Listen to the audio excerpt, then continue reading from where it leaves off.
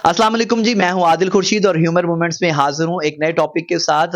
आज हम डिस्कस करेंगे कि बच्चों का जो मोबाइल इस्तेमाल करना है, मोबाइल को यूज करना जो है वो कैसा है, अच्छा है या बुरा है। आप भी इस बारे में कमेंट कीजिएगा, मुझे बताइएगा अपना जो है वो ओपिनियन, अपना व्यू, जो अपनी राय है वो जरूर मेरे साथ शेयर कीजिएगा, अच्छा लगेगा मुझे। अच्छा, एक जगह पे मैं देख रहा था कि एक बच्चा जो है वो माँ से मोबाइल मांगता है और माँ उसको मोबाइल नहीं देती है। माँ जाहिर है, पेरेंट्स जो होते हैं वो कुछ लोग जॉबियंस भी होते हैं, फीमेल्स भी जॉबियंस होती हैं, ज़रूरी नहीं कि हर औरत जो है वो हाउसवाइफ ही हो।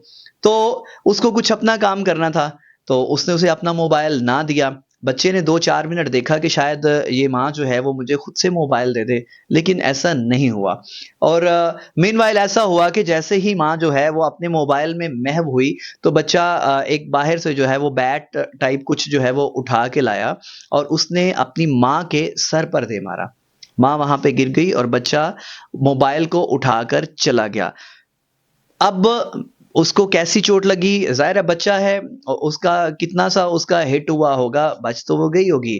लेकिन बात करने का मकसद जो है, वो ये है कि अपने बच्चों को जो है वो ऐसी एक्टिविटीज़ दें, हेल्दी एक्टिविटीज़ दें, जिनसे उनकी लर्निंग हो, जिनसे माशरे में उनको कुछ रहन-सहन का जो है वो तरीका है, जिसमें कुछ सीखने को मिले।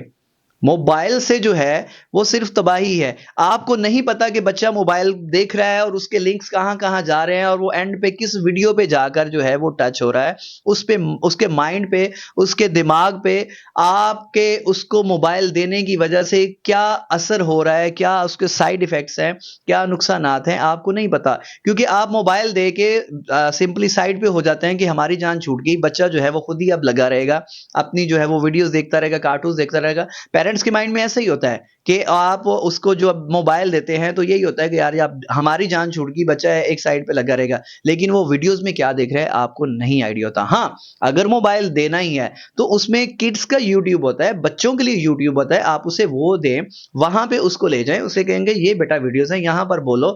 माइक में बोल के बच्चे जो है वो वीडियोस को निकाल लेते हैं, जरूरी नहीं कि उसको टाइप करना हो। सो बच्चों को जब भी मोबाइल देना है, पहली तो बात है एडिक्ट ना करें। अगर देना है तो सेफ साइड, उनको जो है वो किड्स वाले कुछ चीज़ें दें या डाउनलोड कर दें, डाटा को ऑफ कर दें।